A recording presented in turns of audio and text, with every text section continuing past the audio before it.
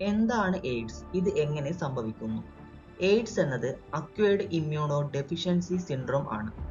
ഇത് ഒരു വ്യക്തിക്ക് പെട്ടെന്ന് ഉണ്ടാകുന്ന രോഗമല്ല. ആദ്യം ശരീരത്തിൽ പ്രവേശിക്കുന്നത് HIV അഥവാ ഹ്യൂമൻ ഇമ്മ്യൂണോ ഡെഫിഷ്യൻസി വൈറസ് ആണ്. HIV നമ്മുടെ ശരീരത്തിലെ പ്രതിരോധ സംവിധാനത്തിലെ CD4 സെല്ലിനെ ആക്രമിക്കുന്നു. ഈ കോശങ്ങളാണ് രോഗങ്ങൾക്കെതിരെ പോരാടുന്നത്. കാലക്രമേണ CD4 സെല്ലുകളുടെ എണ്ണം കുറയുമ്പോൾ ശരീരത്തിന്റെ പ്രതിരോധ ശക്തി തകരും. HIV ശരീരത്തിൽ വർഷങ്ങളോളം ലക്ഷണങ്ങളില്ലാതെ തുടരാം. ചികിത്സയില്ലാതെ നീണ്ടകാലം കഴിഞ്ഞാൽ അതാണ് എയ്ഡ്സ് ആയി മാറുന്നത്. HIV പകരുന്ന പ്രധാന മാർഗങ്ങൾ: സംരക്ഷണമില്ലാത്ത ലൈംഗിക ബന്ധം, അണുവിമുക്തമല്ലാത്ത സൂചി പങ്കിടൽ, അണുബാധയുള്ള രക്തം, ഗർഭകാലത്ത്, പ്രസവ സമയത്ത് അല്ലെങ്കിൽ മുലയൂട്ടൽ വഴി അമ്മയിൽ നിന്ന് കുഞ്ഞിലേക്ക്.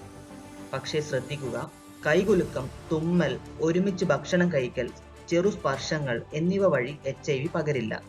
ഇന്ന് ART അഥവാ ആന്റി റിട്രോ വൈറൽ തെറാപ്പി ചികിത്സ ലഭ്യമാണ്. ശരിയായ ചികിത്സ സ്വീകരിച്ചാൽ HIV ഉള്ളവർക്ക് സാധാരണ ജീവിതം നയിക്കാം. അറിവ്, മുൻകരുതൽ, പരിശോധന ഇവയാണ് HIV-ക്കെതിരെ ഏറ്റവും വലിയ ആയുധങ്ങൾ.